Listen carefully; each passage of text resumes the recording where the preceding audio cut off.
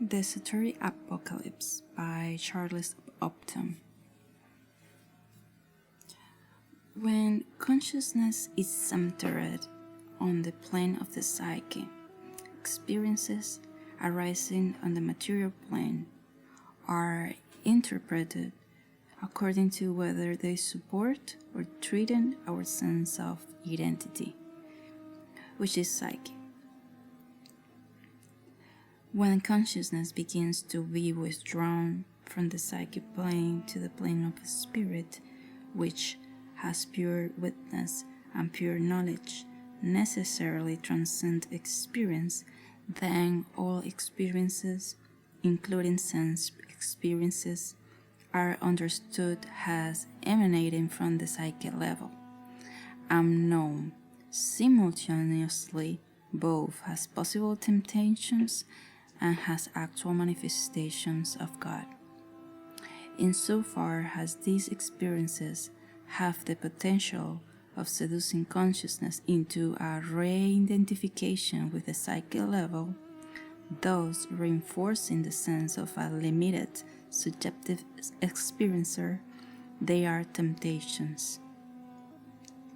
Insofar as these temptations are resisted, the events in question can no longer be called experiences, but they are revealed as aspects of or instances of the self-manifestation of the Absolute. On the psychic level, the world we experience is necessarily interpreted in terms of good and evil. And since consciousness fixed on the psychic level cannot witness that level, the contents of the psyche must appear in projected form as the events of our lives. For all his metaphysical errors, Carl Jung knew this, teaching that whatever is repressed is necessarily projected. But when consciousness begins his pilgrimage from the level of the psyche to the level of the spirit, the psyche emerges from that unconsciousness. It is unveiled before the face of the spiritual witness. And when by virtue of that witness, all events, including material events, are known as emanating from the psychic plane, just as the psychic plane as a whole is known as a dramatization of those truths which reside eternally on the spiritual plane. Then the psychic projections upon the material plane are withdrawn. The world ceases to be an object experienced by an individual subject and is transformed into a visionary apparition contemplated by the divine witness, or in Buddhist term, by no one. As consciousness continues to move from psyche to spirit, events begin to be seen not as good or evil influences, but as forces which either in fact do or in fact do not pull our consciousness to identify them, causing it to abandon the spiritual level and return to the psyche.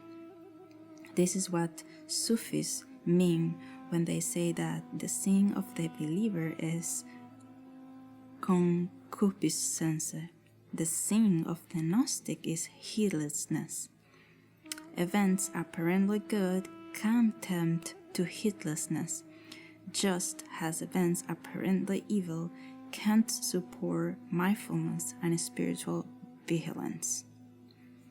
In terms of intellectual warfare, of the struggle to overcome error and embrace truth, the shift from psyche to spirit causes the errors we recognize in ourselves or others to manifest themselves directly.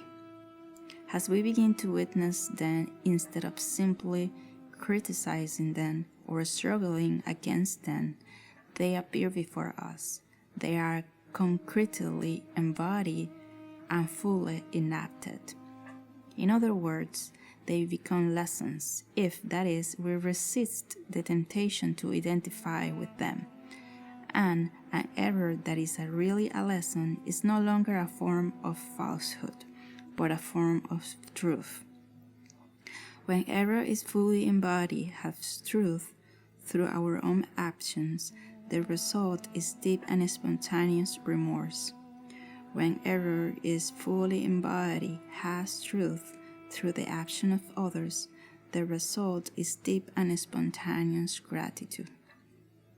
The motion of consciousness from psyche to spirit, during which latent errors arise, fully formed and fully enacted until they are revealed as forms of truth, is the esoteric significance of apocalypse, which means revelation. Physical death is a symbol of the death of the ego, of the belief that the human psyche is autonomous and self-created.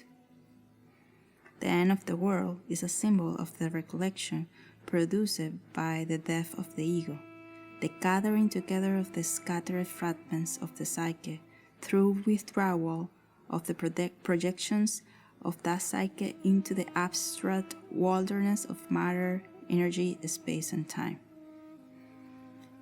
Experience is inseparable from the sense that someone exists who is capable of having experiences.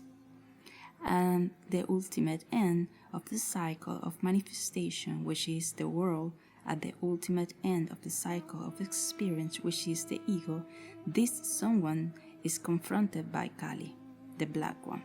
She is Maya, she is Mahashati, at once both the unknowable divine essence and every veil that simultaneously hides and reveals this essence, with absolutely no distinction between them. To the degree that we try to hold on to our life in the face of Kali, she takes that life. To the degree that we let go of our life in the face of Kali, she is that life. Experience is Maya. It is Shakti. If we identify with it, it becomes part of Avida Maya, of the string of God's cosmic manifestation, the ultimate end of which is the death of God. If we break identification with it, it becomes part of Vijaya Maya, of the string of God's redeeming and reintegrating mercy, the ultimate end of which is final liberation from the bounds of contingent existence.